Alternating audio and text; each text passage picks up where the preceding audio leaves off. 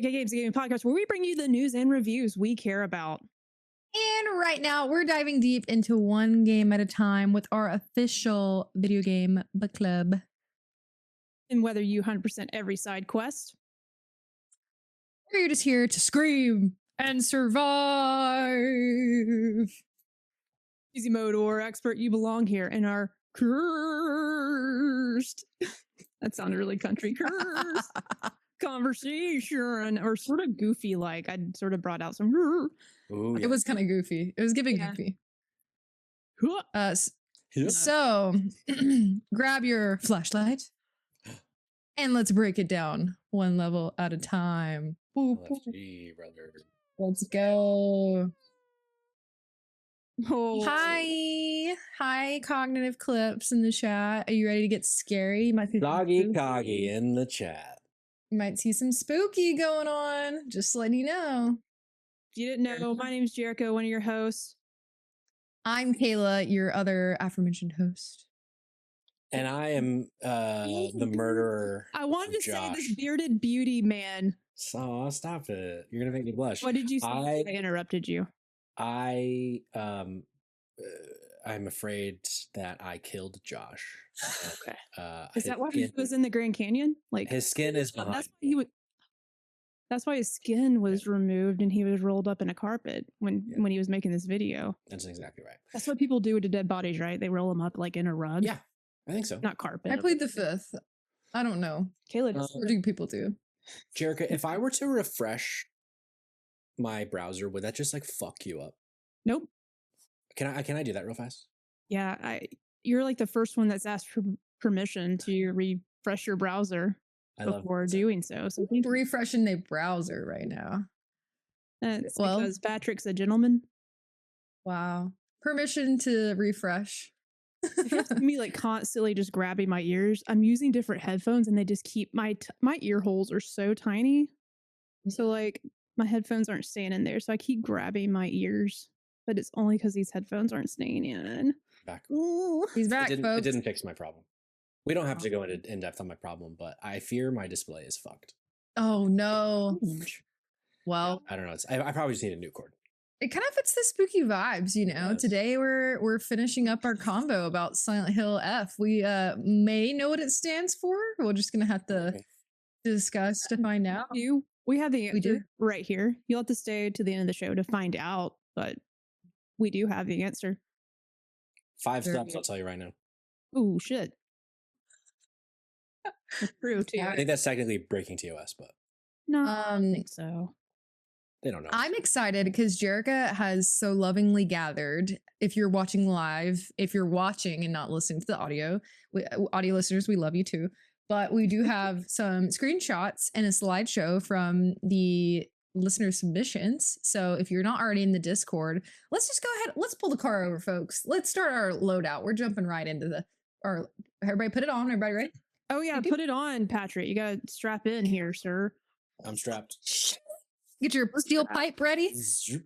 Part of putting my loadout on is unbuttoning my shirt a couple. Oh hell yeah, that's it. Amazing. So. I mean, yeah. Hey, we already got one. Let's go. Let's go. Heroic. Heroic was streaming Dead Space earlier. I was watching him. Ooh. Never played Dead Space. But anyways, we're going to go ahead and complete our loadout. As you can see, Patrick is joining us on this week's episode of Video Game Book Club. If you're not already following our Dido Extended Universe, as I like to call it, drop in, drop out pod, where you can get us talking about all the things throughout the week. Tomorrow, we don't have a Spotlight Games, but we will have myself and Josh, who is back as of tomorrow, streaming something spooky on Dido on our Drop in Drop Out Twitch from the dead. Yeah, you should follow us there. It'll definitely be spooky. It'll be a ghost. So that's fun. And then Thursday, if you want to join us for the main episode of Dido, we will be doing a Save Trash Cinema takeover with Cayman the Dumpster Boy. And Jerica, you're gonna be there too, right? I thought. Yes. Yeah, I definitely dropped some lore on Patrick and Cayman this morning. It's not going to be in the episode, but every time that movie gets brought up. A few movies. I have to tell you the story at another time, Kayla. Oh, off the grid. Yeah. These naughty things. It's gonna be, if you're a Silent Hill lover, then you definitely want to be there on Thursday because they are going to be discussing the Silent Hill movie. Is there time to multiple watch it? movies? There have been multiple movies, but we're only talking about the first movie. Yeah, just The first one. Okay, yeah. You have time, like Jerica said, you have time to watch it. You should watch it, and they're going to be dissecting it, talking about their favorite moments, the wackiest moments. I will not be there, but I'll be there in spirit because I'll watch it. Wow. I've never seen it, so I'll watch it for you guys. So that's a little bit of a housekeeping. As a reminder, I don't think we've actually said this yet. We're going to try to maintain spoiler-free impressions in the beginning. Jerica has so graciously laid out our episode. Easy mode, normal mode, expert mode. Once we get towards that expert mode, we're going to be spoiler unchained, just letting it loose. So beware. But right now, we're going to talk high level, spoiler-free impressions. We definitely invite you again to join our Discord because you can have fun and submit submissions like our photos we talked about. So I'm sure somebody can throw it in there and pin it in the chat if you're watching live. If you are listening after the fact, you can. Coal Mines is here already. Excellent. Yeah. I've been waiting for Coal Mines to join specifically. I've made this layout today. If you're watching the episode, you might notice, oh, it's a different layout. We're all three here, but we have a constant little photo reel at the bottom, and we also have a video. And I wanted to highlight some of the submissions, which Coal Mines, thank you for submitting. Yes. In just a second, I'll have that pulled up so you can see it. I can't wait to hopefully show people, oh, look at this working. Look at these beautiful pictures and video of this like really creepy game. Yes. I'm very excited. Thank you for setting that up. And you may be wondering, what is the future for Video Game Book Club? This is our last episode of Silent Hill F. We will let you know in the Discord. You should join the Discord, brothers, and you'll find out, brothers and sisters. So we will definitely make our official announcement in the Discord. But that's all for my housekeeping, Jerica. What can we expect from today? What's going on? Give us the 411. Let's dive in. I'm adjusting this video real quick, and then I can talk. Oh, that's okay. This guy, Patrick, give us that. No. Give me like. I'm just joking. I just wanted to crop it. No. Hey, Jake Twitchin with the raid. Welcome in, Raiders. We are about to get started in our Silent Hill F discussion. Don't worry if you have not finished. This is spoiler free in the beginning. We're going to talk for spoiler free impressions. You're safe. Gameplay. You're safe for now. We will tell you when it is not safe. But welcome in, Cirrus. Welcome in, Treehorn. Jake Twitchin. Your little. You're scared. Yo. Don't get scared from the screenshots now. You gotta be careful in there. I didn't think about, are there any spoilers in the, probably mild, like, I mean, and videos. It's been long enough. Even if you're here, hopefully you want to know more about Silent Hill F and should you play it or not. And if you played it, it is a very scary game. I have screamed multiple times, and I will say I don't typically get that like, like jump scared that often. I'm sort of immune to it. I think it's because of all the weird, like scary movies I watch. Like usually I can sense the moment coming, but this game made me scream a few times. Like, I don't know about y'all. I even have shared dozens of little pictures here that will also show up after this. And a few, I think some of y'all submitted like videos too of just mainly just getting scared. Things jumping out from nowhere. This game, for the first time in forever, I would like actively choose not to play it before bed. Sometimes, because it was like, I'm not one to like have nightmares about like these kinds of things. I'll have nightmares about other things in my life, but like it's watching media or like playing media doesn't impact my sleep usually. But there was something about this game that was just so creepy that I'd be like, all right, it's 30 minutes, 45 minutes before I'm going to like try to sleep. I really need to play more Silent Hill F. But then also Hades 2 has just been a menace in my life. But I was like, I want to play Silent Hill F. And it kept being at night. And I was like, I don't have the heart to do this right now. Especially knowing where I left off of like, in like shrines or whatever. It's like, oh, I just can't. This is too spooky for me. Yeah.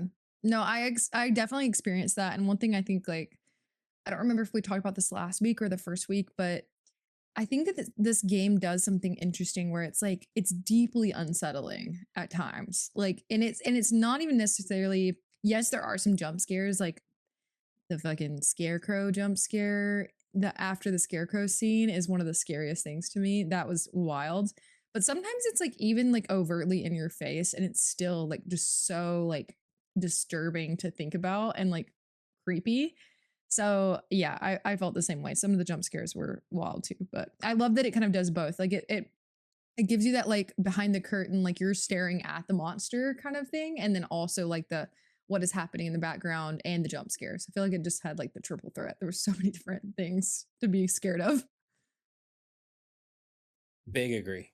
Yeah, for sure. There was one moment that I shared in the Discord that it's the only capture I took of the game because it jump scared me so badly that I just paused the game, set down my controller, and just like recovered for 15 seconds.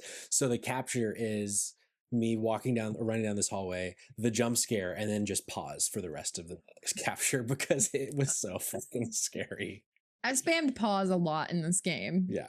A lot. Yeah. Did you at all, Jerica? Would you just like pause to collect yourself? Just whenever, when something came out of nowhere, I would just have to take a minute. Like, God, it was mostly, I'm just pissed that I screamed, that I was startled. It's not that I'm terrified of it. It just the start, like if I'm really focused in on something and if I don't hear you sneaking up on me, I'm gonna scream. Like I scream very high pitched, and it happens really fast, and then it's over with. So like that happened to me a few times. I just had to take a second. Like, God bless America. I didn't want that, but then I'm also having a great time. So I like that little adrenaline rush, and I like that.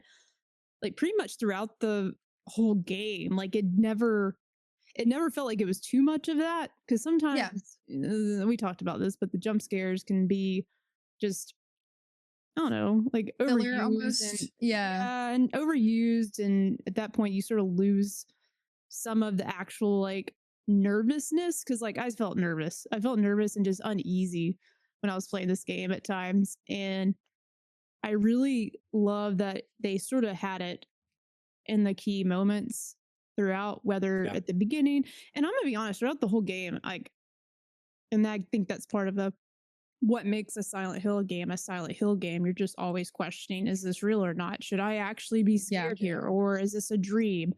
Mm-hmm. Like the game does a good job of keeping those moments intact and it not feeling like it's being like tossed in your face every 2 seconds. So those moments are definitely earned, I think. And I don't know about y'all, like we all here have finished the game. I wanted to kick it off just like talking about like overall gameplay and experience, no spoilers. And then we'll dive into like more of the atmospheric tones and themes and presentation of the story, if that's cool with y'all. And then at the very end, we'll dive into like, what does this game mean? Did y'all understand the ending? Hopefully you did, because I'm a little confused. But luckily, Coal Mines is here. Yeah. I think Coal Mines is the expert. I think so. Regardless, also, Coal Mines saying he only played after 9 p.m. or later with the lights off is... You're so much braver than me, Cole. That is a nice way to play, though. I don't think I'm that brave, but I don't know. Yeah. For y'all, and actually, Patrick, since you're sort of joining us, we haven't really been able to talk to you a lot about the game yet. Yeah. What was the moment you realized that? Well, let me back it up. Like, have you ever played a Silent Hill game? I can't remember. I have. So I played 1 and 2 and part of 3 a few years ago, allegedly on an emulator for Spotlight. We did like we were doing a best horror bracket episode, and I realized like some of the biggest ones that we were going to talk about I hadn't played. So that like September into October was like just so much horror game for me. And then since then I played the 2 remake, like half of it, and then Silent Hill F. So I have a fair amount of Silent Hill experience, but not all of them by any means. Well, for you specifically, since you have more experience with the franchise than me and Kayla do, like, did this just feel like another Silent Hill game, or did this feel like something that was a fresh take on what a Silent Hill game means? Because it's been like over 10 years since like a true, like a proper one. Yeah. This from like the jump felt different to me in a good way.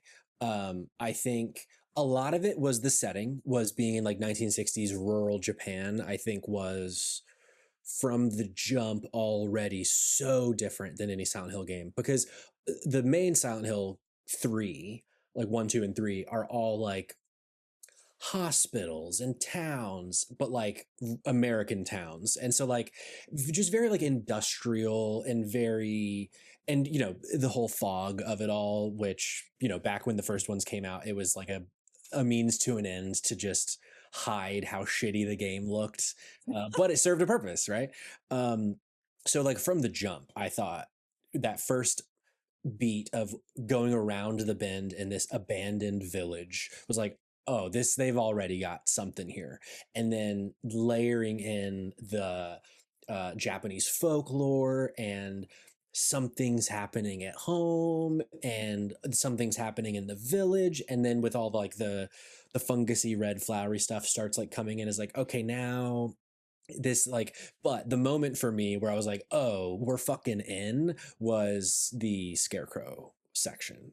That was the first time getting there, which I think that's a fair thing to say, with it's pretty early in the game, and I'm sure, I think you guys talked about it already, but that was where it's like, oh, they're bringing fucking something to this game. So yeah, that's how I felt at the beginning. Yeah, I could like, I played the second one, like the remake, but I only got like 3 hours in. So I still don't have a lot to stand on to tell you, like, is this a proper Silent Hill game? But already from hearing your glowing reviews and obviously what we've just played, I feel like it's coming, it's back, baby. Oh, like Silent Hill. Oh, I am so excited for the future of this franchise. Right. It's here right now. Like, I hope, not to spoil the end conversation, but I hope we get more of this story of Silent Hill. I hope we get like spend more time in Ebisugaoka. I hope we get, or if it's not that village, just something of the like. And then I would love to see them like take it further too. Like, what does fucking Silent Hill in Romania look like? Like, I guess that on paper maybe would be like Dracula or some shit, but not Silent Hill. But yeah, like I want to see other thematic period pieces of the franchise, because there are some connections, which maybe we talk about in tonight's episode, of the rest of the franchise. I would love to hear that. But yeah, they fucking knocked it out of the park. And I think even though I had issues with Bloober Team's remake of 2, it was a very good remake. And I'm excited to see what else they have up their sleeves in the world of Silent Hill. So now it's exciting now that there's like Konami Silent Hill and there's Bloober Team Silent Hill, both kind of living in their own ways. So very exciting stuff. Halo helps me get a baseline around what you feel about it. But I've given some thoughts throughout the past couple weeks, like high level. I definitely had some critiques for this game that I will share more details on, specifically when it comes to the combat. Same. Very jank. And I know, like, in the last episode, I think we kind of discussed how some of that may be an intentional choice, like obviously around the main character that we're playing as. This is not someone who's trained in combat. And it kind of has that like 2000s like horror type like PlayStation 2 feel about it. It did get a little frustrating towards the end, where I wanted to learn so much more about what was happening, but instead I was like distracted by combat I didn't want to be in, that I couldn't run away from. Because I do think this game does prompt you to run a lot of the time, and I'm totally fine with that as someone who like had that experience. But I will say, all of it, the payoff for me was worth it with what you get from the game, from its environments, from its storytelling, from its message, which we'll dive more into. So overall, I really enjoyed my time with my first Silent Hill game. Hell yeah. I do. Unfortunately, my opinion is you started with the best the franchise has. Yeah, okay. So it's unfortunate that, again, in my opinion, any future games you will play won't be as good as this. But man, I totally agree with the combat stuff though. It definitely left me wanting at times, for sure. But I think it's something to say that despite those things, I still really enjoyed my experience. What were you saying, Jerica? No, 100%. I was about to say, like, yeah, there was a few like irritating moments, like specifically when I was trying to fight something, and it was really only when I was getting like backed into a corner. And I don't know if it's just like the camera like perspective where I just feel like I couldn't see the enemy well enough to know if they were attacking me. They would just get Correct. out of my line of sight, but if I was against a wall, I could not get the camera to adjust fast enough because your character does move a little bit slower, which is fine. It's Yeah. like, God, though, like I'm getting beat up because there's a wall behind me, which I guess that would happen in real life too. If I'm like trying to get away from Sure. the wall. But like when it comes to your game, like I just need to be able to I don't know, like maybe pulling back from the the perspective needs to be pulled back a little bit. Camera needs to be quicker. Like I just felt like that happened to me more often than I would have liked. But maybe as Coal Mine says, maybe it's a skill issue, which it Get good. probably is. Coal Mines, if you didn't say that, I apologize, but I think it was you. I don't think entirely you're wrong, though. In fact, I don't think you're wrong at all. But at first, it sounds like I was suggesting that some of it was your fault, but I don't think it is. I think. Wow. Yeah, fucking get good. No, I do think that the game, there are times, and it's like the easy out, right? Of like, yeah, but like you're fucking 15, of course you don't know how to fucking fight, which is like, okay, sure. But I do feel like their purposeful lack of there ever being like hordes of enemies until the very end. Kind of spoilers. Yeah. Is I think their way of saying like, hey, this game isn't about the combat. There will be combat because there needs to be for whatever reason. But I mean, well, there's actually a very important narrative reason why, but which we won't spoil yet. But I think that was part of it of like, if the last experience was a lot of the game, that last like mad rush of just like, I think it's not too spoilery to say that there's a lot of enemies at the end of the game. Yeah, that's pretty. Then I think I would be a lot lower on this game, but because that is a very, I think, specific choice, and the rest of the time it's usually like at most 3, but normally just like 2 at a time. So I felt like either it was okay, I can just run, or I can take out one and then run, or whatever. Yeah, I think that's fair to say. Yeah, for sure. Is it 9 out of 10. normal is it normal for a Silent Hill game also? Like, I do feel weapons, I guess, in like, obviously eventually they get worn down and they'll break, which is really cool. I like that. I was like, oh, we're playing Tears of the Kingdom again, I guess. I'm just kidding. It's fine. Yeah. But is that a staple in Silent Hill? Like the weapons that break? I think so. But I don't fully remember because also the previous Silent Hill games, you have guns, but you don't only have guns. Like you also have melee weapons. So someone in the chat maybe help out here. I see Matt Exposure in the chat. Maybe she knows. But I don't remember about melee weapons breaking, but it does feel familiar that they do. But it's certainly, with there being guns in the previous games, they go a lot more down the survival horror route in terms of like, you only ever have like 1 or 2 at a time type thing. Or like you have just enough for the pyramid head fight, but you're going to use all of your ammo on a pyramid head fight and then you're out kind of thing. Patrick, one thing I think we forgot to ask you was, how did you have your difficulty set? Yeah, I had like the default. So story, combat, hard, puzzle. Got it. Yeah, that's how me and Jerica, you did that as well, right? I believe. Yep. Yeah. Okay. It was I had to show, like, I thought I would have the combat on hard. I was like, nah, let's dial it back here because I need to beat this in 3 weeks. So anywho, where was I? I was about to ask something else and it left me. Oh, I apologize. So there's too much. To answer that last question though, degrading weapons is in some of the games, but not all of them, according to a very quick Google search. Yeah, I will say I feel like there was always access to melee weapons for the most part, so that didn't really bother me. I will say, sorry, I didn't mean to cut it. I just wanted variety. I think that the axe and what was the other one? were way too fucking heavy. Like, why did 10 business days? The axe is what I used at the end though. Me I too. ended up using whatever weapon was a little bit lighter than the axe. Because The it was scythe? actually a good bit between. It was like the scythe No. thing. No, it was And well, there was the crowbar and the lead pipe was like the medium. crowbar. It was And then crowbar. there was the kitchen knife and the scythe were the light weapons, I think. Yeah. Matt Exposure said, I never used the heavy weapons. I hate them. Yeah. I saw. They were so good though. I was like, surely at some point, Hinako is just going to, at least that right arm is just going to get so buff. And then it did. But then she didn't have it when she needed it. And I was like, because I got so excited. We'll get to that later. I was like, ooh, finally she could pick up all the big weapons and use them fast. But you don't really need to do that with a big arm. What else? Let's see. Puzzles. What did y'all think about the puzzles?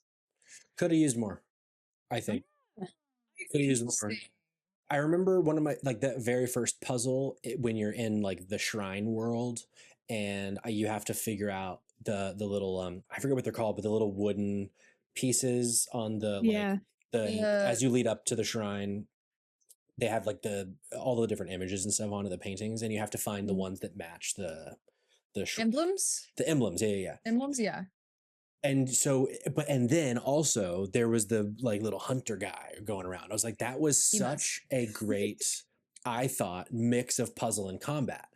And then it kind of never happened again the rest of the game. And so that was a little bit of a disappointment for me. I felt like most of the time, the rest of the game, the puzzles were just find a code or find a thing to put in a wall. And it was always like, if you go in all the rooms, eventually you find it. It was never like, you know, I think of the Resident Evil puzzles, like in the mansion or whatever, where you have to find all these different pieces and then you go, and then part of the puzzle is like moving them around and getting them in the right order. I felt like that was really missing for me in this game. Because they've done that in previous Silent Hill games. Have had much more like hands-on puzzles of, I'm in this space and I have to figure out what is the way to get out of this room or whatever.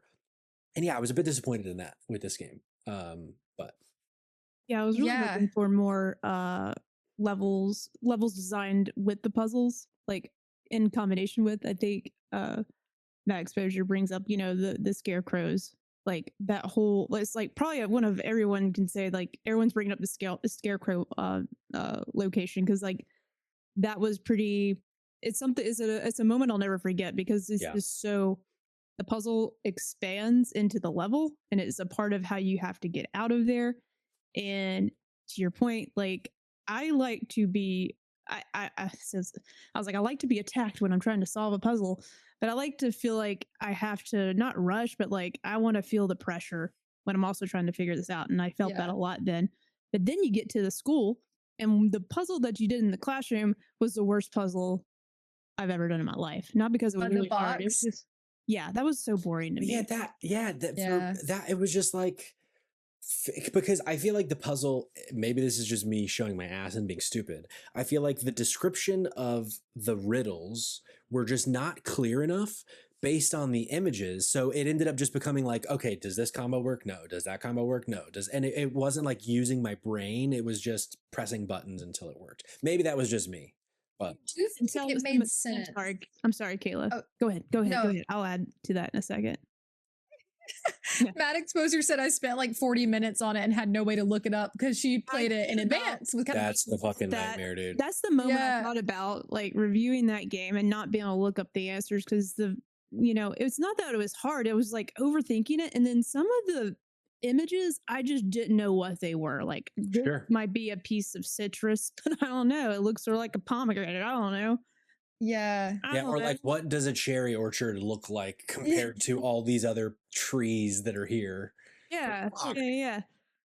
One thing I think Matt Exposure did also mention that is interesting is the answer was easier than I thought. I do feel like that would happen sometimes where it was just like, oh, I'm way overcomplicating this. Like, it's really not that deep. Sometimes it was, though. Like, sometimes it could be deep, like, for sure. I think one thing that Josh has mentioned in previous episodes and also mentioned in his video that we will play later but I believe it has spoilers, so we should probably save it towards the end. But there is a lot of like cultural context to this game that if you are someone who is Japanese or like is raised in Japan or has that like culture element, some things might be definitely more on the nose than others, which I find very interesting. I think that's just another layer. I love to kind of add to that how much they leaned into folklore. And like how much it very much was like leaning into Shintoism and all this stuff, which is, I think for a lot of at least American players, I think a lot of that will be a little alien of like, oh, you know, I actually don't know a lot about this culture. And, you know, we know a lot of people know the basics, but like, I remember the first time we come up to the shrines and we're walking through the gates, it was like, I was lucky enough to go to Japan a few years ago, and it was like this like wave of nostalgia of like, oh, this looks so fucking real. And like, you go in when you're in the city or in the town, and there's this part toward like maybe like an hour and a half in, you go up this like tall hill, and there's a shrine at the top of the hill, and it's like, I feel like I had been there before, like that. And so that was, I bet for people that are in Japan, I bet that was really cool to have that be like something that they probably recognize really, really well. I also like how a lot of those scenes were shot and like the way that the like characters were in the distance, especially with like that blue light when you get to that point, like where you're following that person. And like, I think that's really like the way that those scenes were done, I found like really good. But yeah, that I really enjoyed the puzzles. I think my favorite, Mad Exposure was saying that her favorite was the scarecrows and also like the house at the end. I did really enjoy the house. I just love the way that they structure the puzzles. I forgot about the house one. Yeah, I think that the way that they structure the puzzles and it seems pretty simple, and maybe this is my like lack of experience with games that really lean into this is like a big part of the game. But besides like Resident Evil, and I mean a lot of games have puzzles, so that's not a new phenomenon. But I just think the way they structure them of like, okay, you have this main thing you're trying to solve. There's all these offshoots of different rooms with different pieces of lore also that you get like throughout the time, especially the ending scene with the house. And I really enjoyed the school as well. But yeah, I just really like the way they structured them with you have to get these pieces from this area that contribute to this main puzzle. And I like how they keep you very informed with your objectives around like, I liked knowing that I only needed one more thing. Like I liked knowing where I was in the sequence of the level. I know that that's kind of like a weird thing to mention, but as who I agree, poor attention span, that helped a lot knowing that like, okay, I just need one more crest to get this puzzle done. Sometimes with older games in this genre, like the first Resident Evil, like before it was remade on the GameCube, I feel like there were some times where it's like, I am just a little lost right now. And the original Silent Hills too, of like, and I'm just going to be wandering around for like an hour just to figure out where to go. And that's not an issue in this game, which I did really appreciate, especially for the time it takes to beat it. Yeah, for sure. Jerica, did you give your thoughts on the puzzles? I can't remember. Yeah, I liked them. I just wish to say there was more of them. I think Patrick, said just more puzzles and have it like be integrated into the level and what I'm trying to do. So other than that, no, it was great. I mean, I love this formula for video games. Like, I like being freaked out. I like a freaky story. I like a really freaky story. And I love that's one of the things I love about Resident Evil. That's why it's one of my favorite franchises, is just the puzzles. And like, I just love what I will say comparatively to Resident Evil, not that it has to be the same thing, but something I do enjoy is seeing a location and not knowing how to get there. I feel like Silent Hill F's linear fashion, except for like the town for the most part, is pretty open. But I sort of like being able to see what's just beyond and know that I need to either backtrack or I will find something to get over there. That's one thing I do love about Resident Evil. And I did find it a little disappointing. Still incredible. And I loved walking around this creepy town in Japan. But I wish I got rewarded with something much cooler than just a note or just a piece of chocolate around that corner.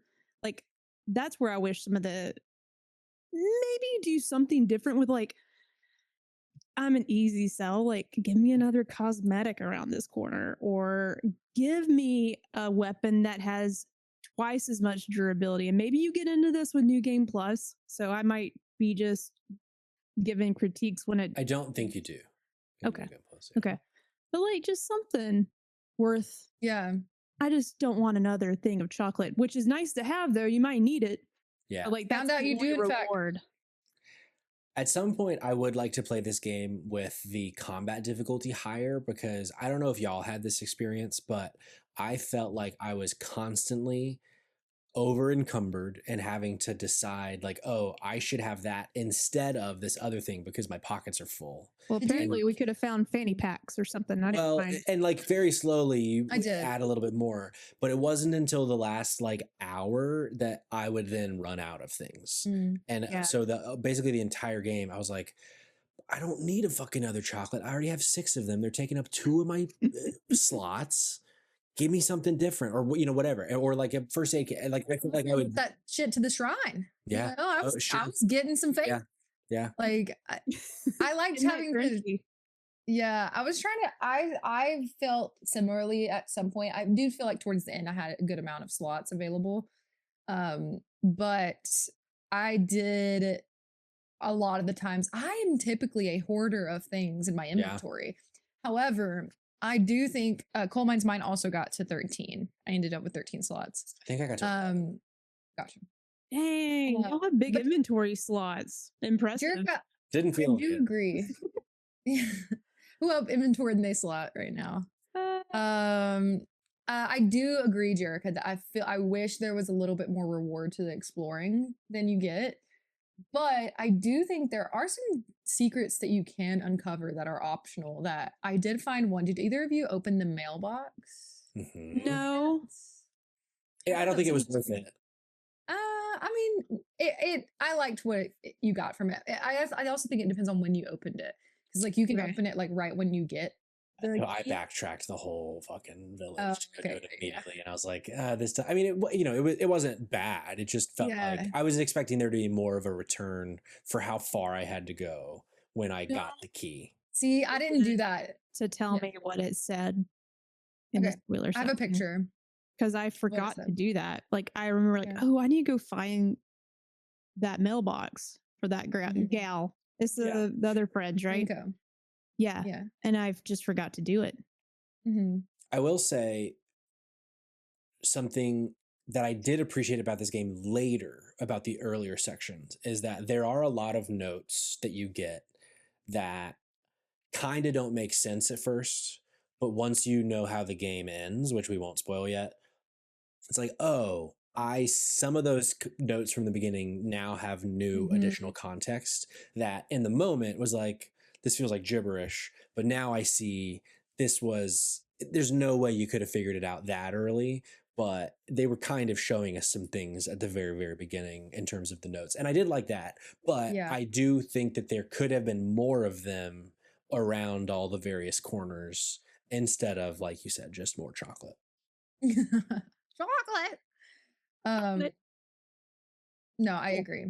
Yeah. Yeah. Coal Mine's saying finding them in New Game Plus was eye-opening, I bet. Of like, now that I have the context of what happened, now seeing the note in the fucking doctor's house or whatever probably makes a lot more sense now than it did. Yeah. Ooh, I can't wait to know. I want to know. I can't wait. I guess it's a good time if y'all are cool with it. Anything else about the gameplay that we didn't touch on that maybe you wanted to hear? Fuck the gameplay. Let's talk about whatever's next. Fuck that gameplay. Let's talk about atmosphere, themes, story a little bit, but no spoilers yet. But I want to know for y'all, like, in comparing to, for us, Kayla, like other horror games, and Patrick, considering you've played the other Silent Hills, like this setting, tone, was it a good shift? Did it feel better? I mean, you already sort of hinted at like you'd want to see them explore new locations just like this again in another Silent Hill game. For me personally, like I love Japanese horror. Like I remember when The Ring came out and I was obsessed with that movie. And then I found out it's originally, a story from Japan. Ringu. There's even a manga. I've read it. I got instantly obsessed, and I love The Grudge. And there's dozens of great Japanese like found footage movies. I'm also a found footage junkie. Have you So, seen like, House or Hausu? mm, Get a maybe. message to you, so don't forget. You should watch it. Let me see Keep if going. I can see like the poster art for it. I can tell you. Okay. Jerica's seen a lot of movies. I have. I started using Letterbox so I can remember which ones I've seen, so I won't watch the same ones again because that sometimes happens, unfortunately. But yeah, like I love. You mentioned earlier, Patrick, like talking about like folklore and talking about like different. If you're not familiar with, or maybe Kayla, it was you, but we were talking about like if we're not familiar with, I guess Japanese culture. There's another word I'm looking for, and it's just not coming. Religion. I don't know another term. It's not like, I guess folklore is the best way to describe it. Yeah. But like even not, I'm not familiar with it. I'm just not. Josh was here and like helping us a little bit like understand, but it's even more nerve-wracking that I don't understand it. It actually makes it a little bit scarier to me. And I think that's why I am like super into, not only am I not familiar with this religion or this kind of storytelling or even these like representations, like the art style, like I'm already creeped out by mass. So like adding that as another layer in this game, it's really freaky to me. And the mannequins like really got me, and just the aesthetic of the game was so good. And I would want another game like in Japan. Like that's what I want. I want this to be a series. I want at least 2 other games. So for me, like comparing it to other horror games, I think it's great. I don't think we have enough scary games set place in Japan. Like literally, I think of y'all talked about it in the sorry, my brain's just not working. The last episode of Dido, what did we do? We broke down like horror franchise battle. Yeah. Yeah. It's on the tip of my tongue with the picture. Fatal Frame. Fatal Frame, yeah. Sorry. Yeah. Sorry. It's bad memory. And that was like the last time I remember actually playing a game in a similar setting that I was like, I need more of this. Yeah. I'm done rambling now. I love it. I hope y'all also felt the same way. But like compared to other scary games you played, is this like at the top of the list? For me, I would say, yeah. Patrick, you're muted. Sorry, you go, Kayla. Yes, to me. And I think because one thing is the game is very like physically dark. Like it is dark, which I think is common in a lot of like horror games, but it feels very intentional, like the way that it like highlights certain aspects of what you're doing. I really liked when we're talking like the overall atmosphere, you can feel like Hinako's frustration and like the rage, like the feminine rage as she's like exploring this area. And like it kind of morphs from, and I know we're kind of getting more into like the story and characters, but this is still, I feel like, an overall theme of like what they're going for with their storytelling. And one thing I think does this very poignantly is the music, which we haven't talked about yet. And I think I mentioned last week, and Patrick, you weren't on. I know you're a big White Lotus fan. The music reminds me of White Lotus. The way I get that. I see that. I didn't like that. Yeah, you're right. The way, specifically in this most recent season, I think, which takes place in Thailand. Is that right? Yeah. Like the very like ominous like instrumental note. Where it's just like kind of ringing. And like the whole ritual, like halfway through the game, maybe a little bit more than halfway, with the fox. Oh man, that music. Yeah, it's like definitely horrifying. Yeah. And so I think those moments that are very well curated throughout the game, and it really kind of like connected me more towards this character who you're not really getting a lot from necessarily throughout the game. Like you really are like just getting bits and pieces of her experience. But I think one thing we also haven't touched on yet, which kind of I think ties in the gameplay and the like presentation and like the themes, is the journal. which we did talk about some in the previous week, so we don't have to harp too much on it. But I found the journal incredibly important to my like personal gameplay. It's And important to anyone's gameplay. yes, I'm so glad y'all were like, hey, did you read the journal? It gives you a lot more yeah, context. And I was like, yeah, it didn't really put a big emphasis on that either. It's sort of right, just like, it's just there. It didn't really tell me, like, I don't know, you're just so used to like a guide or like just anytime another like highlighted thing in my menu shows up, sometimes I'm so used to just ignoring it because I'm like, Like it's just desensitized to it. yeah, and yeah, it's sort of that without it like telling me that, hey, this is going to be worth your time to read and look at the art, even you should do it. I wish it would have done that for people. So I thank you, Kayla, for doing that for me. yeah, So Yeah, I remember the first because I often don't give the me journal too. enough love in video games. Yeah, And something about that, like I was grabbed from the first time I opened it when I was reading about what she thought about her parents. hmm, And that very first thing about like talking the real about mom and dad, I was like, oh, this yeah, is very, I can tell this will be very important throughout this game yeah, because you could tell that the dad sucked, but you couldn't tell what she really felt about her mom until you read about it. And I was like, ooh, okay, got it, noted.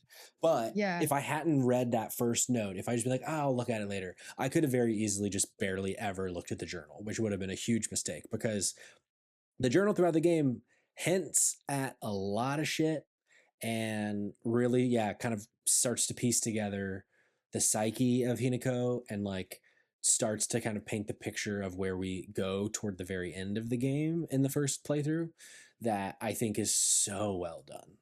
yeah. I agree, and I think it pieces together. Like one, it's like really nice to look at, like it's very pretty, and I love that it has real page sounds when you're. It goes. Sure. Well, it's not. It's not gonna go. Yeah. You didn't get it. No, I did. No, I did.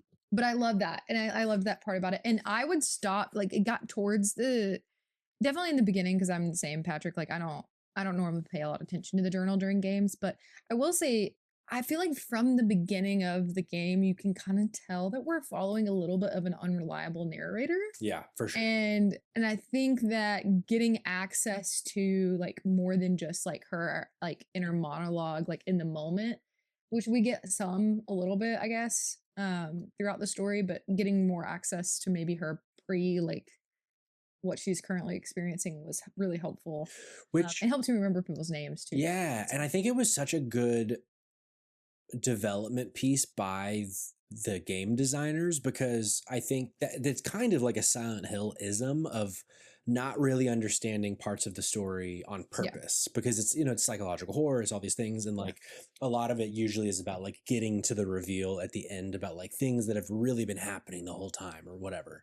And I feel like this game did a very good job for a new player to the franchise of saying, hey, by way of the journal, things maybe aren't going to be like they seem. And that's Yeah. kind of a through line theme of Silent Hill. And so, yeah, I thought that was very commendable that from the jump, their way of using her journal as like a overall, because there aren't really journals like this in other Silent Hill games. It's just, but a lot of the time there's like narration and stuff like that that kind of serves the purpose of the journal, kind of. Yeah. So, Flashbacks, like we didn't really get any kind of yeah, flashback except yeah. a couple moments we did, like in the actual physical spaces, like sometimes, but no, I think that it felt at like everything because I feel the same as Jerica, like she mentioned, like it's just another thing on my menu. But I feel like this game was very intentional about its menus and like its navigation of like different things. Like I loved the map. Shout out to maps. Shout out to It was maps, good. dude. It was a good map. shout out Can't to be game of the year without a map. journals and Journals, maps. man. What? We're Get lots out of your those. paper media, folks. So true. So true. That's what we're saying here, basically. But yeah, that's That was my a lie. thoughts. They said you can't be game of the year without a map, and Hades 2 doesn't have a map. Ah, yeah. Ooh. Doesn't need one. Spoiler on Patty's game of the year. I'm down bad. Oh, okay. Very cool. That's all my thoughts on like the atmosphere. It was beautiful. Yeah. I had a couple of issues with my fidelity, but I also have an older computer. The one thing that I'll say in terms of critique, is I do think you kind of alluded to this, Jerica, a little bit, but I think the village, the main town, was a bit samey And I think I was glad that for the most part we left it behind for a lot of the later story beats. Same. Because Yeah. I like by the end of it, because they do the thing that they do in this kind of a game where like, okay, we're gonna throw down some shit to force you down this path, so this area is not no longer accessible. no longer accessible, whatever. But by the end of the game, I was like respectfully kind of tired of the town, and I was like, oh, just take me back to the shrine. I just don't need to be walking through here anymore, because it just wasn't different enough. There wasn't enough like it kind of goes hand in hand with what we were saying earlier, Jerica, about like not being rewarded by going to different areas. I feel like it kind of is the same part of that conversation of so much of the town was just the exact same feeling, and there wasn't really a reason other than getting from point A to point B. So that was my only downside of the atmosphere of the game. It only sort of redeemed itself near the end when you have to backtrack through the town, and it sort of changed, with all the flowers and stuff. Yes. That was really cool to like go through the town again when it was a little more, even though it was, you knew bad shit was going down, but I was like, well, at least this is pretty evil flowers popping up everywhere. It's really pretty. Yeah. I think end times are on the horizon for Hinako, but it's very pretty. Something that, not to force us into the next topic, but this could be a transition. In terms of presentation and atmosphere, that I really loved were the few times that in like transition of the game, parts of the world would like disintegrate around Hinako. Like it's like the first time it happens, I think, is when she passes out in the town, and like the whole, like all the buildings just like disintegrate away, and it's just the red stuff. And then like the first time she passes out in the shrine, the door starts to disintegrate, which I thought was like that was when I first started kind of thinking, okay, spoiler thoughts. Big brain. Yeah. No, for sure. Oh. I'm dying to. Good, because I'm ready to ask you questions, because the resident derp here has questions, and I've watched like 6 different endings, you guys. Coal mines, you better be ready. I expect you to be the expert. Also the rest of you, but I just like to give coal mines. We're putting a lot of pressure on coal mines, and I like it. I think coal mines needs it once in a while. So from here on out, we are going into spoilers for Silent Hill F. And you heard that correct. There's like 6 endings, and one involves UFOs. Yeah, so that which is a Silent Hill thing. Had no clue. Wait, he really does? Yeah. It's always just joking. It's like a joke ending. Sorry, go ahead, Jerica. Where was the UFOs in PT? Kojima dropped the ball. If I ever see Kojima, I'm going to tell him I love you. You're 100% or 99% perfect, except the lack of UFOs in PT. But maybe that wasn't his fault. I bet if he had gotten to make his Silent Hill game that PT was a demo teaser for, a playable teaser, excuse me, it wasn't called DT, it was called PT, then I bet we would have got a UFO ending in that game. I doubt it. I think he forgot about him. Maybe. Fuck that guy. Yeah. Piece of shit. Yeah. Get out of here. Regardless, there's a lot of different endings, and before we even get to the multiple endings, I've got to ask, is there a way to not get the ending that most of us probably had the first time we played, where it seems like the pills were the problem or part of the problem here? Yeah. You learn about Fox Guy. You get an extra arm, big wolf arm earlier on, but then you're turning into this other demon-like creature that is like wanting to kill your parents. Is this real life? Is there another Hinako? I have a lot of questions, and it's okay. We don't have to answer them all. I'm just throwing these out into the ether to figure out where we want to start. But really, like, I got the ending where there was pills everywhere. Yep. And Shu shows up, or doesn't show up. That's in another ending. Apparently, someone went crazy on... someone murdered some people at a wedding. Yeah. We did. Yeah. Hinako did. I knew... So I figured that. But you know what messed me up is... just her, because it wasn't really extremely clear to me, unless if I probably need to read the journal more, but I was just like, is it the sister? Because the sister got married, but was there ever a sister? So I was thinking maybe the sister like murdered people, but I was like, wait, this makes sense because it's Hinako and I see the pills. Okay. It was her wedding. Oh, and that's where it started to get to me. But I think that's fair. That's a fair way to look at it. Yeah. For sure. that's a lot of Jerica's thoughts. Sure. I think that's a good like bleh, of like, here's the things that we should discuss. Is that the ending y'all got? Yeah, that's everyone is locked into the same first ending. Okay, cool, Right. cool. Regardless, like anything, like Coal Mines in the chat says, even if you don't take any of the pills, it's so. I was wondering that because they force them in the cinematics. Okay. Because just say the way to get some of the other endings, just really quickly, Kayla, is by not taking the pills. There's like a specific ending if you never take a pill for a second or third or fourth playthrough. But that's cool. Yeah. I was so That's mad. cool. I was like, damn it. I probably could have got the Because- best ending if I didn't use any of these red pills, which barely revive me or barely give me more health. They're not worth it. To dip our toe, and we can have this conversation more fully later because I want to hear what Kayla is thinking about, but to dip our toe into the lore, the pills is what connects it to the other Silent Hill games. That's what I thought. I've heard the pills in reference to Silent Hill before. Do you remember the scene when you go, or it might not even be scripted, it might be that you can just come across it. You go to Shu's house, and in the back of his house, there's like a lake. His pharmacist. Yeah. And all those white flowers behind his house around the lake. That is what that connects to the Silent Hill franchise. The flower that is used. Hysteria. I don't remember the name off the top of my head. We can call it that. Schwishwaria, yeah. But that flower is used to make White Claudia. White Claudia, yes. Is used to make stuff in the other Silent Hill that like do this, like is this psychosis stuff that this game tackles. So that's the connection.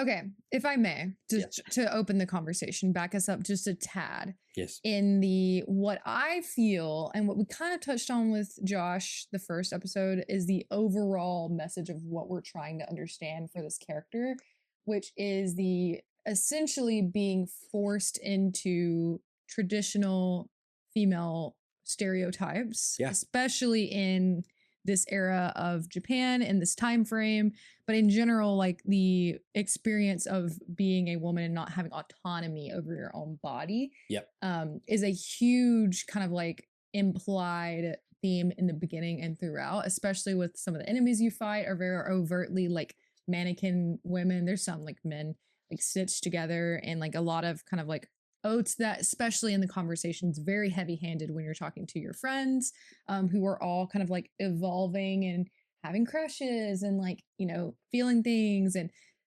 Hinako is still like, you know, wanting to like maintain these like platonic relationships with Shu in particular, and kind of feels like she's being forced into these boxes that she doesn't want to fit in, and like what the expectations are. There's propaganda everywhere about like a woman's place, like on like you listen to the radio in different stores talking about like a whole other layer of horror, like truly. So and it's interesting to see how much this could weigh on someone's mind, you know? Yeah, exactly. Yeah. It definitely feels to me like this game is about agency and like with what taking someone's agency from them can do or cause or whatever. Because also it kind of talks about it and opens it up a lot more in future playthroughs with like the Shu of it all and like his influence in the story that you don't get in the first playthrough. But it very much I like that. And I think something that I kind of briefly touched on in our franchise battle that about Silent Hill 2, and one of the things that really rubbed me the wrong way about that game, even if like it I guess eventually has a point, I feel like something that really worked for me in this game is playing as a woman with most of the enemies that you're fighting against being women that you're beating the shit out of. There's like a different vibe when you're a man in Silent Hill 2 beating the shit out of these women, because also I feel like a big difference in the enemies of Silent Hill 2, especially of them. They're very like, they're almost like sexualized in that game too, of like nurses, and they still are very much like non-human, but they're just a lot more human-like. Whereas this game, I appreciated that, like what you were saying, Kayla, with them being very mannequin-like and also being very like morphed and forced into like weird positions and stuff. There was something to me of like fighting against that and like trying to free that like oppression of sorts that I thought once I started figuring that kind of bit out and realizing that I was about halfway through the game where I was like, I think there's something about like a psychotic break happening here. Yeah. I don't know what is happening in the real world, which there wasn't really a way to. But I thought that they tackled that in such a nice way and it not feel, I don't know, not like overbearing. Overbearing is not the kind of the word I'm looking for, but it was just a really expertly done metaphor, I thought. In general. I agree. And I think like and kind of why I was saying that is because Jerica is kind of like going back and forth of thinking like, was it her sister's wedding or like hers? When you in the beginning, so I didn't play New Game Plus, but I did like start like a New Game Plus just to kind of like replay the first couple scenes. And literally the first scene is you with that doll. And I think the doll represents like the innocence of like your childhood and like your connection to like your siblings when you're young as well. Like, cause she sees it and it's like giving her warnings. I think that literally the first opening scene is her and her sister talking as kids, talking about like, oh, well, don't you want to get married one day? Like that's a woman's role is to like get married and have kids. Like that's what's expected of you. Like what else would come of you if you didn't do that? Like that's like the first scene of the whole game. And then which is different on New Game Plus. Is it though? Yeah. Okay, gotcha. Because if that scene is what you heard most recently when you did a New Game Plus, that's different than the actual first scene of the game. Okay. Because by that point we know that a marriage happened. And so I think they start laying it on from the very beginning to recontextualize everything. Got it. Yeah, but yes, I love that immediately because I did the same thing. I did like 30 minutes of New Game Plus, and it was like, wow, already there's like 5 new things, and that's awesome. And I think if you look in the journal, so specifically about the two, take a shot every time we say journal. Jerica, specifically about the 2 different Hinekos. She in the journal talks about 2 different Hinekos. I forget her first like name or surname. I know Japanese names are a little bit different. It's like using the full name versus just Hineko. She describes herself as 2 different. She's on the precipice of being a woman, essentially, is how she kind of like frames it in the journal. I think I have the photo somewhere of exactly what the journal says. But she sees herself as like before, where she's like the 2 names. As like her childlike self, her innocence. Hineko and Shimizu Hineko. Shimizu Hineko is like who she wants to be, like her true authentic self, and she's being like forced into the box of like the other person by like literally getting sold by her father. Yeah, right. And in the journal too, it does talk about her father literally like planning to sell her for money because they're in debt. So yeah, it's pretty crazy. Damn. Did y'all pick up, because I didn't pick this up until I started reading more about other endings, that the fox is the husband? Yes. I didn't pick that up on the playthrough. I mean, I guess there was a few different routes this game was going to take, and that was just another way my brain was like, that could make sense, but nothing's really giving me an answer. I'm like, I never knew exactly what was happening. I was like, I could see that being the thing. But yeah, I sort of assumed that, and I was really curious, like after looking at or watching, I immediately after I was done, I was like, that ending didn't feel great. Really? What? I loved the ending. Like the OG, like the first ending? Yeah. No, didn't like it. Really? Yeah. I liked it. I didn't. Okay, I want to hear why you didn't. I didn't. I just think it was too ambiguous, and I still didn't know for sure. Like, was she alive, or was it her sister, or is she stuck in an alternate dimension with these demons? Like, I don't know. Like, I still want to watch after the credits, right? Just making sure. You watch the like police report. Yeah. Yeah. Okay, just making sure. I will say I didn't like, one of my just biggest gripes with this game is that the whole story, it's like a gripe and a thing I like, that you don't get the whole story. Before you go there. Okay. Sorry. Explain the ending to me then. Like, what did I experience? I thought she had been shot down by cops, like she was dead, but after she murdered everyone. But I'm like, is that really what happened? Because I don't see it. They don't show it to me. I just know someone murdered a lot of people. Yeah. So my read on it, but Kayla, I'd like to hear yours as well. Yeah. Is the entire game, maybe not every time you're killing an enemy, but most of the game is you killing people at your wedding. So the whole game, it's she's having a psychotic break because she took the pills, which you get a little bit more context in you get some context in the first game, in the first playthrough, but then you get a lot more in your second or third. And like Shu being the one giving you the pills, and like there's a reason for him giving them to you that you learn later. But yeah, so like you kill your family, you kill your parents, you kill your husband or your your betrothed, and all that shit. And so you're not in the 60s the entire game. You're in the 80s or whatever. Yeah, and there's some details when they talk about it. So they specifically say there is a massacre at the wedding. And they're saying there's 2 male victims. Is it the same pills that you guys found at the wedding venue? She's in a wedding dress. And I did also learn, and I think Josh will probably include it in his like video, is the person that you fight at the end in the white headdress. Yes. This is a traditional Japanese wedding dress. Right. And that the person is in at the end. I'm assuming this is like you. I didn't either. So you're, and too. You're fighting. No. I don't think so.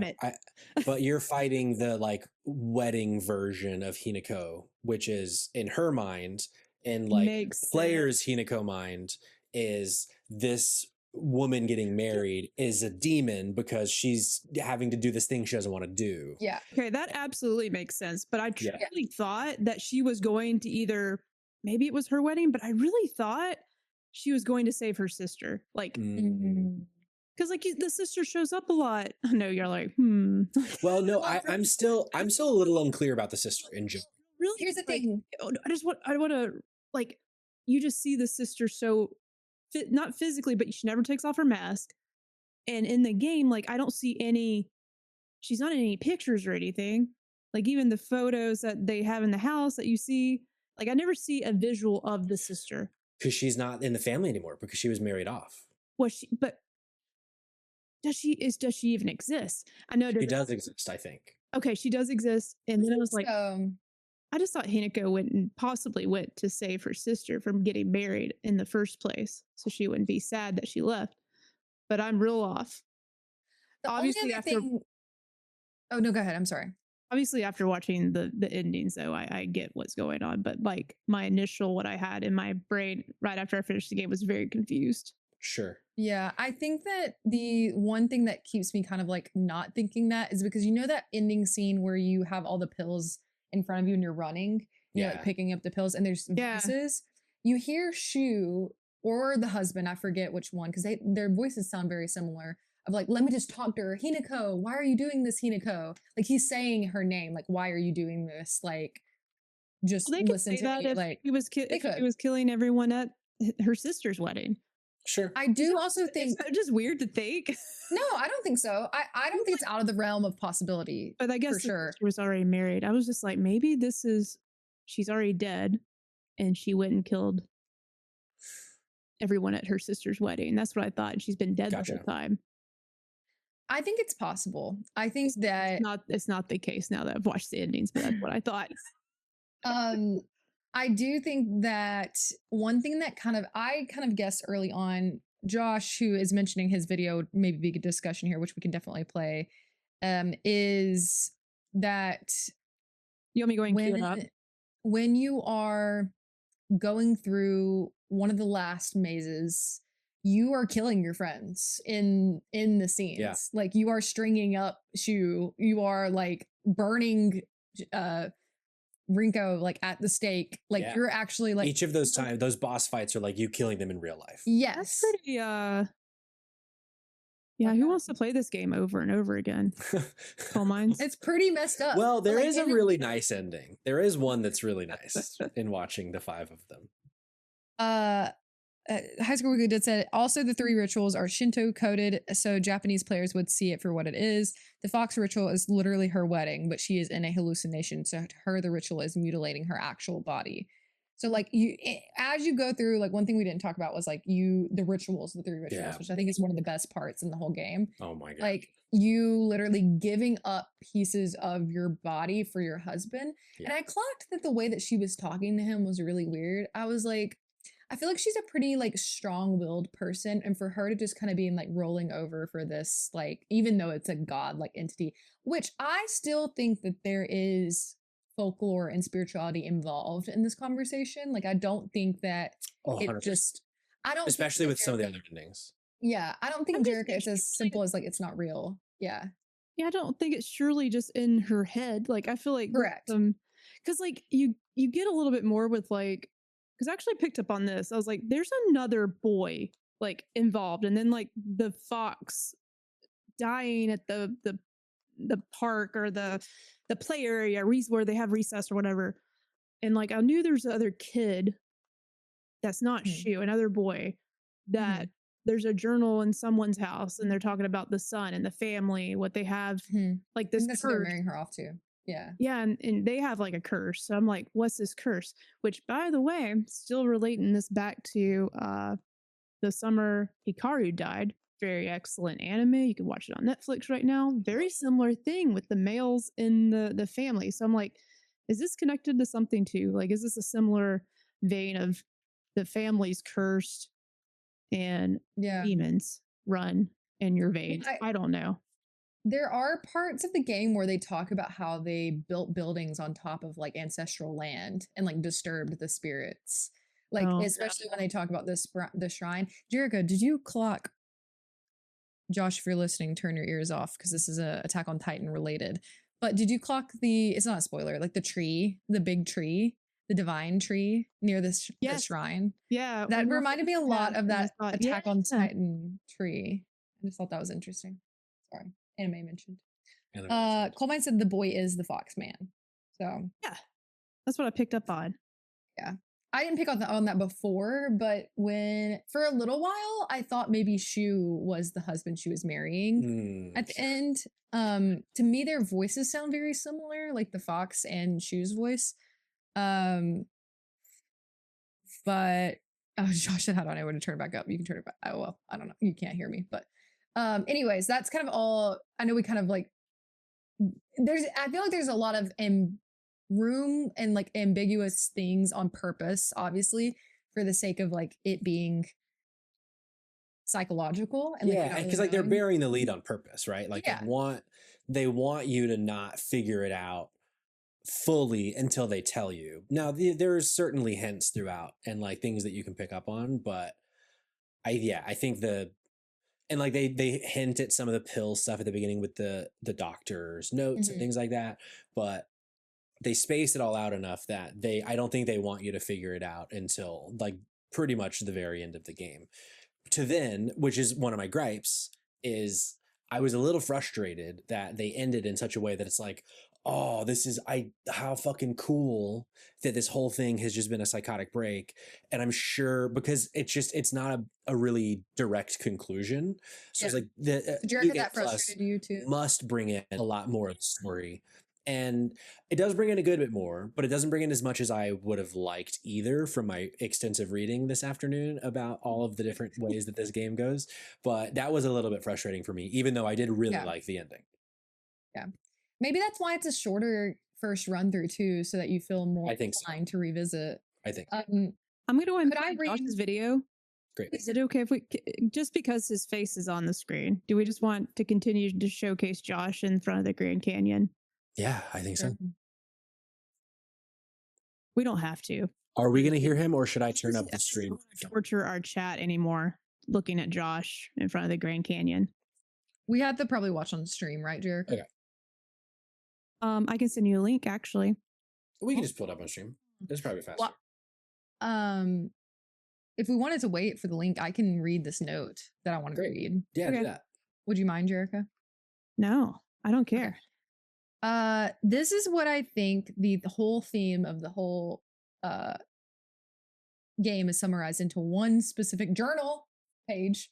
When you're looking at Junko, which is the sister in the journal, this is what it says. It says, Junko always told me that the quickest way to happiness is to live the way society expects women to. Well, if there's a quick way to happiness, there must be other ways too. One time when I was little, Junko showed me how to find my way out of a maze in a puzzle book. There's no doubt that she showed me the quickest solution. Still, what I felt that moment was nothing compared to the joy of figuring it out for myself. And I think that that is like, wow. I don't know. It's something about that when like, that's great. So, yeah, to me, that some of those little hints are like what makes me think it was her, like for sure in the wedding. Yeah. But I don't know. I do still agree with you both, because part of me a little bit was like, oh, that was it. Like at the end, a little bit. And I think in my mind, I compare it to my goatee, which Patrick, cover your ears because you don't want to hear about this. But like Expedition 33, I feel like does that, and it does kind of a similar thing where you don't know a lot until like almost the very end. But I think it does it. It leads the reveals a little bit better, in my opinion. But Sure. I still obviously really enjoy it. That quote is like, anyways. You're gonna do I'm just thankful for both of you, and now I'm sure Josh is going to enlighten us on other things I had no clue about with this game.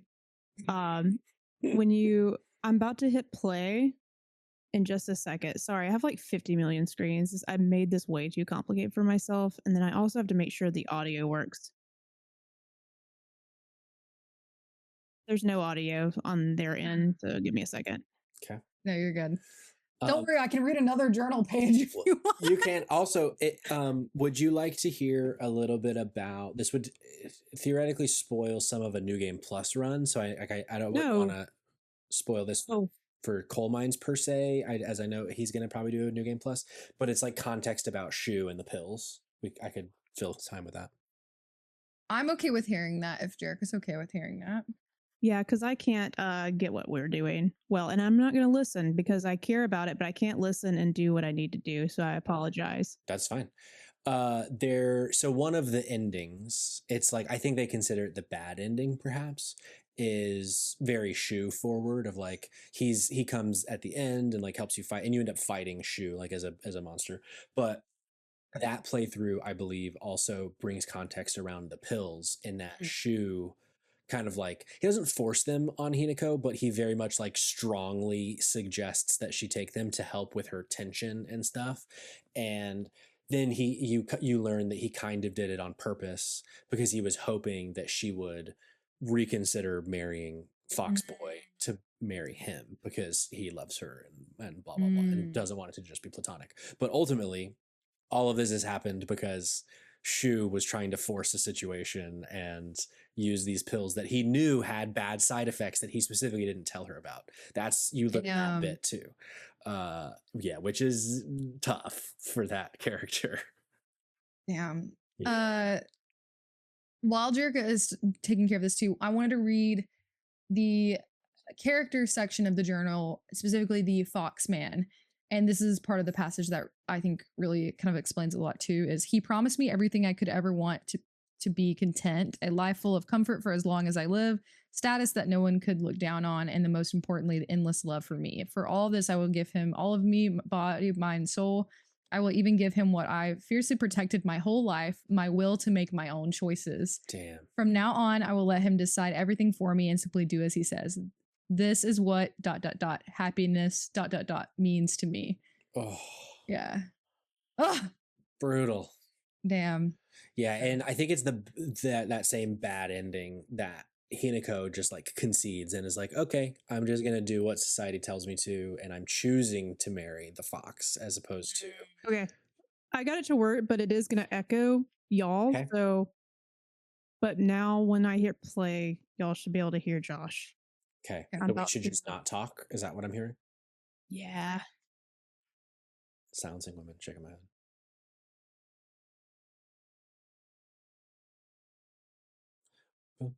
Oh, I don't hear.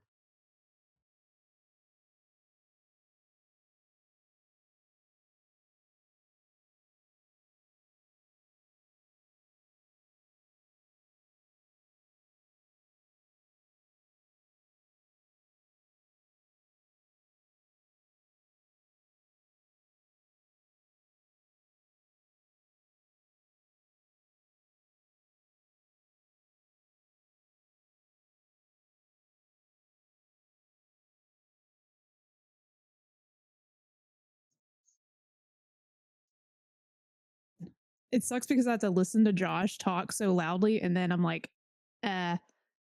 let's see. You can also post it in the Discord for everyone's viewing pleasure. Yeah, I'm gonna work put it out. in Discord. I know it's probably an easy Apparently- fix, but I don't have the bandwidth to do it. So Well, as a quick interjection, Blaster Goblin and Coal Mines are saying now there is no audio for any of us. that including could be the three of incorrect. us. Hello. Am I misunderstanding Blaster Goblin? Can you hear us? Blaster Goblin, can you hear me? They say it's not broken. I guess I could just listen. Hold on. Sure. We popped back in. You guys are back now. Oh, okay. I had to mute y'all temporarily so that you wouldn't also come through on Josh's video. Oh, okay. But it shouldn't have. Sorry, it Josh. came back pretty instantly. Josh, Well- this is probably an easy fix. I just thought it would work, and it's not the video. It is my mixing software. I just don't know where the liquid's going into the pipe and which valve to turn. So Sure. I want to listen to the rest of submit the it. conversation. So RIP, Josh. yeah, We'll put it in the Discord. only because it had For audio. sure. Should add captions next time. Add captions just in case. Next time, I know you're at the think Grand of Canyon. any possible issue. The Grand Canyon looks beautiful. It's the branch microphone for me. Yeah, I was surprised because I just pressed play when I realized that she had pressed play on the link she sent us so I could listen. I was surprised at the lack of wind that came through. Eventually some came through, but I was like, man, you're in Grand Canyon and it's not just like the loudest fucking wind. are we sure it's not a green screen? Oh, sure. he's not really at the Grand Canyon. He's actually in Japan Liar. doing an IRL Or LARP just in his of bathroom this game. where he High used School to Weekly is a liar. Wow. stream in the bathroom in his shower. Not stream, but like record, you know. Oh. He's not streaming his bathing time. I really liked, to talk about the ending more, I really liked like some of the hints throughout. Like I talked a little bit about it earlier, the like disintegrating of the ecosystem, I think was there like a hint that like this isn't, we're not here, we are like when those things would like melt away and it would just be Hinako like alone in whatever space she's in. I felt like that was a cool like subtle hint that the situation she's in is not what you're experiencing. It's different. But at that point we just, we didn't know what that could mean, but recontextualize like that's fun. Because in future playthroughs, those two ones that I mentioned specifically, the town kind of disintegrating and then the doors and that first fox shrine, those moments are different. They don't disintegrate. They like, it's like different moments happen. Like Shu comes into the town one and then the doll is present in the shrine one. Because we know the shtick now. Like we know that it's a psychotic break and she's not really in the 60s. Yeah. I think that I also love, like, I know we kind of talked about it, but I love how it was like a tease a little bit how powerful you are in the other world when you get the arm and the mask and the brooch and you can disintegrate the different. I loved like looking around, like scoping around, opening all the doors that I couldn't open before, especially in that one like area. But I kind of missed that when we went back into the real world and I didn't have my arm anymore. Like I did kind of like it made it feel symbolism in that though too, that I'm just not seeing, just like going back and forth, because always like, even though it's ugly, I do miss the strong wolf arm or fox arm. Yeah. A fox or a wolf? It's a fox. I think it's a fox, but werewolfy. I mean, the fox I know, but the arm itself, I've never seen a fox have that kind of arm. Yeah. Sure. Yeah, no, it's definitely, it's like an exaggerated version of it, but yeah, I do believe it's supposed to be a fox. Did you guys play, this is like kind of a total non sequitur, did you guys play with Japanese audio or English audio? I went back and forth. English. Yeah. Yeah. I did Japanese. Josh mentioned to do maybe Japanese with English captions for the translation aspect of it all. Yeah, that's what I did.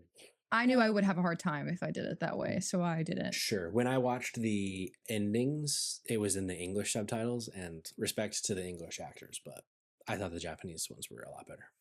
It was That's usually 100% how way it is. better. Yeah, 120%. Yeah, I think we kind of talked about last week. It felt a little cringy at times with English, like dub, which is like, I mean, fair, I guess. But I think for me, in conclusion, as far as like what I think happened at the end, I definitely am under the impression that like she was driven into psychosis by not only the pills, but also like the kind of like abuse that she had endured and like just her fucked up situation, honestly, in general. But I do still think that there is a spiritual aspect to what is involved, whether it be like demonic or like just in general, like the folklore. With the Foxman, I could see myself going through another New Game Plus just to kind of uncover some of the secrets. I could definitely see myself spending more time in it. There's one that I won't fully spoil for you, Kayla, but there is one about like the spirituality of it and her blood and like there being this like ritualistic, almost like not a prophecy, but like something that is bound to happen to certain people that have certain like aspects, and Hinako is one of them that like really I think tackles that like spiritual side that I thought was one of the cooler endings. What were you gonna say, Jerica? The boss fights that I've seen like in New Game Plus are incredible. I'm sort of jealous that those boss fights, well, I'm not jealous. I am jealous I didn't get to see them or see that kind of like design with some of the bosses, because there wasn't a whole lot of variety from what you play in your first playthrough. But like the bosses that I saw at the end of each, like, because it's like a major different boss, I guess that's a spoiler, but not really each time. But one of them was, the design was so fucking cool.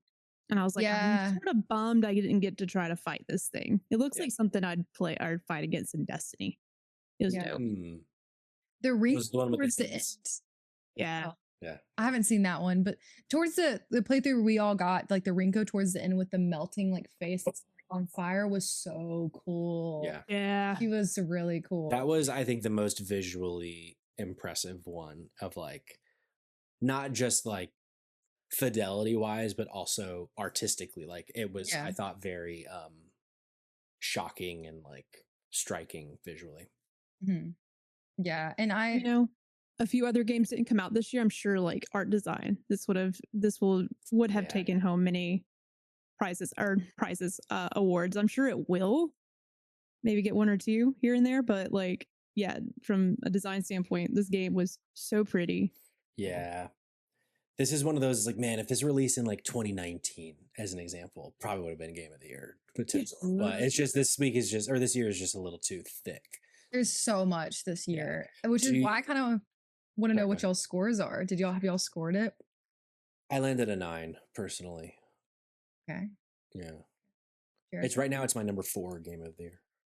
Damn, it's pretty high. Yeah, pretty high.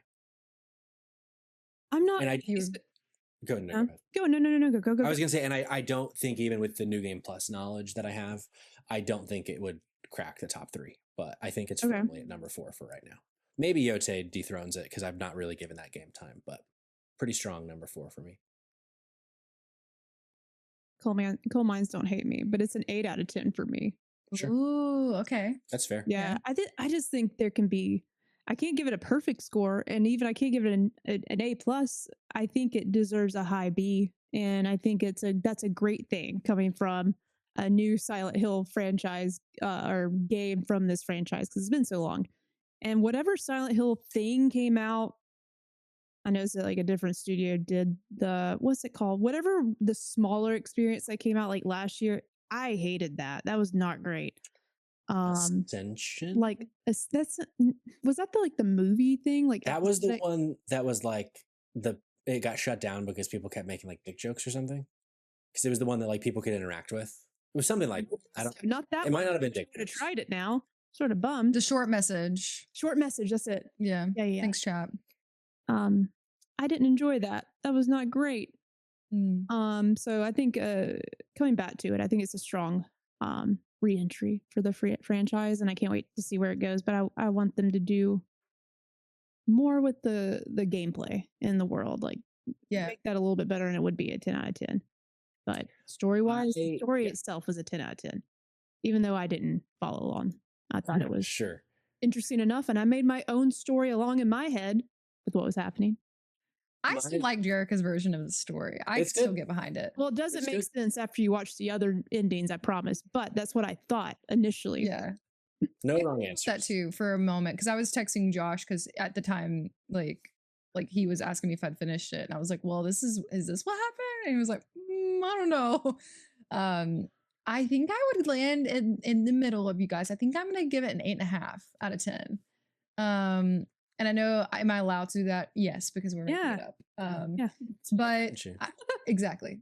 I think the reason why is like I think it would be a 9. I know that I'm saying this like it's bad. That's still a really good score. But when I think about some of the other games I've played this year, I think if it had some either it had less maybe graphical and like gameplay issues and like more engaging combat, or it gave a little bit more oomph in the story, at least in the like I loved the story, but maybe like the pacing was a little bit different in the story to like hit a little bit harder for me. But I still think 8.5 is like really good, and it is definitely in my like top 5. I don't know exactly where. I haven't readjusted my placements for the year, but I would definitely say it's in my top 5 for sure. I did misspeak. It is my 5. It is not my 4. Oh, okay, okay, Branding okay. 2 is my number 4. Oh shit. Okay. I can't wait for our game. Those guitars, man. God towards the end of the year. It's gonna be hard. It's gonna be tough. It's gonna be tough. I am excited about this seeming double-armed Silent Hill machine now, where Konami is making the new games and Bloober is remaking the old games. So Yeah. I believe we know that they're doing 3 next, and like they're probably gonna do 1, 2. Like, I thought they announced they were doing the first one. oh, maybe that's what it is. Maybe they're doing 1, and we know that they're doing another one. I don't know which one. I don't remember which one, but I bet they do all of them. I think they just said Silent Hill. I don't know. So Yeah, it's probably the first one, and It's 1 according to Coal Mines. Got it. Thank you, Coal Mines. better 1 or 3, because I know 2 apparently is the best, and that's why they started with it. So yeah, I think the consensus is it goes 2, 1, 3. I think. okay. I think. Jackal has a good question that we kind of covered towards the beginning of the episode, which I don't think you were in here for, but where does it rank in terms of Silent Hill games to you all? Patrick is the only one. Jerica's dipped her toes into some Silent Hill before It's this, number but 2 to PT. Just saying. UFOs, but still great. 10 out of 10. But Patrick mentioned earlier that this is the place to start, and this is his like favorite and best. I agree. one. Yeah, for sure. I think this is my best time I've ever had playing a Silent Hill game.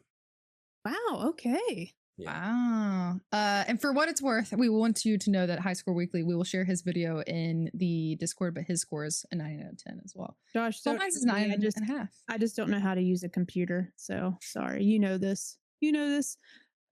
That's why you help. Well, mine's is what, 9.5? Okay. Yeah. Maybe don't go on vacation again.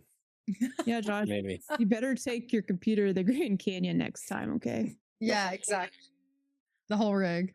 I will say I've had a great time doing video game book club with this game. Can I just say? Can I just say? I think so. Oh, I forgot to talk about our shirts. Jerica, you want to do the ending plug? Yeah, Kayla has the original, or like not the. I have the original. Kayla's got the one that you can buy, and I don't get sued. So mine is just lost in shipping right now. It literally came to my state and then it left. Isn't that funny? If the program is also controlling my mail now. If you come to the Discord, you notice that it appears I've been hacked. But he's been hacked, folks. It finally happened. Yes, Backlog of Doom. Yeah, it's really fun. We know you guys love the Backlog of Doom, so you should. We got to take off. I got to take Silent Hill 2 off my backlog. So maybe I do that in a couple of months. Which Coal Mines did ask, do we have the next game picked out for Video Game Book Club, or is there going to be a break? Maybe. Sorta. You'll have to find out in the Discord. We're going to share it. We have some ideas, but we haven't finalized exactly what we want to do. I considered just throwing a few at the wall and having people vote. Or audience pick. Audience suggest games that, they really want us to play and critique. Sure. Yeah, we can spin a wheel. I don't know. But Jerica and I have both been wanting a smaller game, or like an indie game, like a shorter game. I know this game was short, but definitely keep an eye out for it. You might have just stumbled into a great idea, Kayla. Oh, what if at the end of each book club, so like we would do this now, you spin a wheel to choose the next game, and you have like 5 or 10 games that you are interested in. space behind you for a wheel to Yes.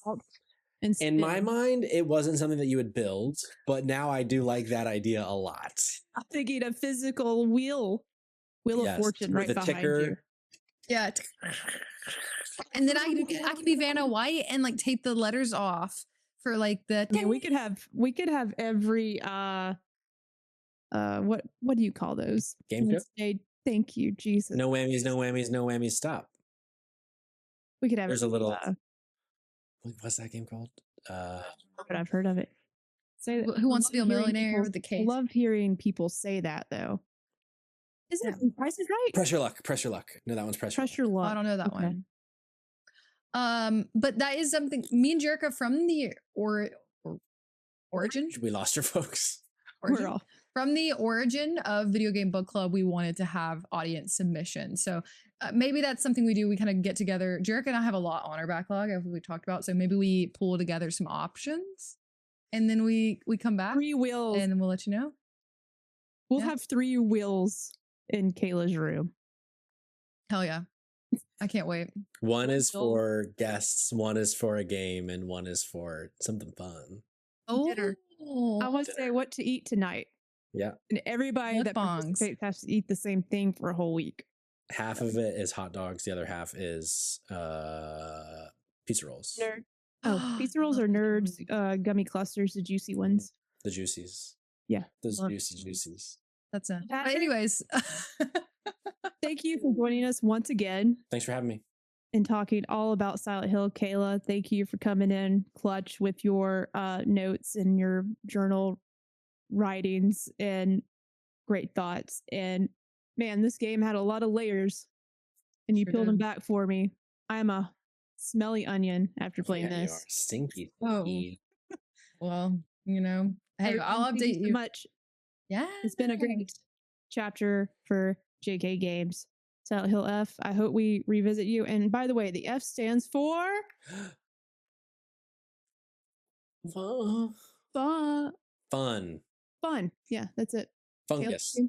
Fungus. Friends. No. I'm just kidding. Mentioned. To have that one coming in hot. Kayla's. Well, it's like, time we talk about Kayla's problem with fentanyl. Fun, friends, fentanyl.